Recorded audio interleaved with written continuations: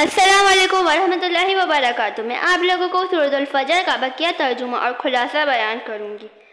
وَفِرْعَوْنَ ذِي الْأَوْتَادِ، فرعون کے جو میکھا کرتا، سخت سزائیں دیتا اس کو جس پر خطرناک ہوتا تھا۔ اب عاد و ثمود و فرعون ان سب کی نسبت ارشاد ہوتا ہے۔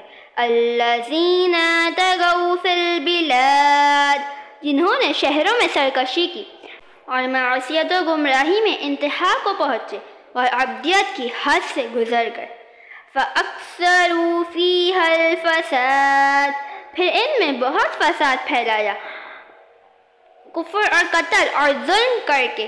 فَصَبَّ عَلَيْهِمْ رَبُّكَ سَوْطَ عَذَابٍ إِنَّ رَبَّكَ لَبِالْمِرْصَادِ فَأَمَّا الْإِنسَانُ إِذَا مَا ابْتَلَاهُ رَبُّهُ فَأَكْرَمَهُ وَنَعَّمَهُ فَيَقُولُ رَبِّي أَكْرَمَنِ وَأَمَّا إِذَا مَا ابْتَلَاهُ فَقَدَرَ عَلَيْهِ رِزْقَهُ فَيَقُولُ رَبِّي أَهَانَنِ، تو ان پر تمہارے رب نے عذاب کا پورا بقوت مارا۔ بے شک تمہارے رب کی نظر سے کچھ غائب نہیں، لیکن آدمی تو جب اسے اس کا رب آزمائے کہ اس کو جاہ اور نعمت دے، جب تو کہتا ہے میرے رب نے مجھے عزت دی، اور اگر آزمائے اور اس کا رزق اس پر تنگ کرے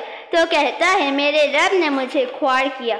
یوں نہیں، یعنی عزت و ذلت دولت و فقر پر نہیں، یہ اس کی حکمت ہے۔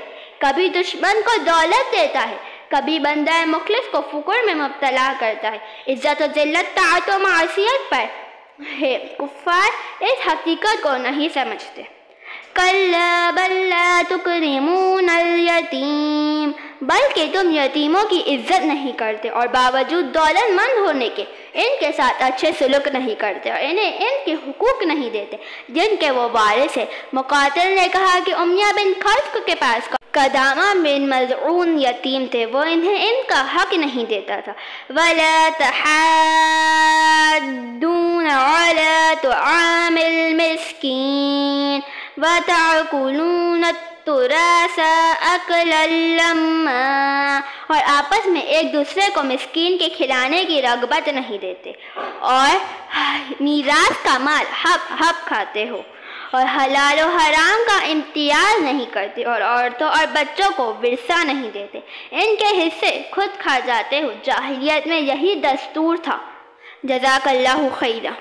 سورۃ الفجر کا بقیہ ترجمہ اور خلاصہ سننے کے لیے میرے چینل کو لائک، شیئر اینڈ سبسکرائب کیجیے۔